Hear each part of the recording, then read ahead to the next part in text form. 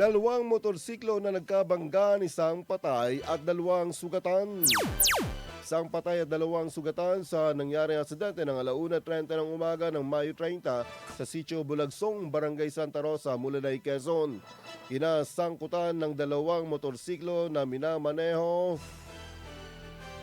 ni alias Dennis at ng mga biktima na sina alias Ferdy at Mike. Ang mga biktima ay dinala sa pagamutan na nagtamo ng mga sugat sa iba't ibang bahagi ng katawan. Ang biktimang rider ay sinikap pang i-revive pero hindi na ito nakaligtas. Sa inisyal na investigasyon, nagkaroon ng head-on collision ang mga biktima sa kasalubong na motorsiklo na patungong Katanawan, Quezon. Napag-alaman na pagsapit sa lugar ng aksidente ay inukupahan ng mga biktima ang linya ng paparating na motorsiklo sanhi ng ginagawang kalsada. Sa lakas ng impact, nag-iwan ng isang patay at dalawang sugatan ang aksidente.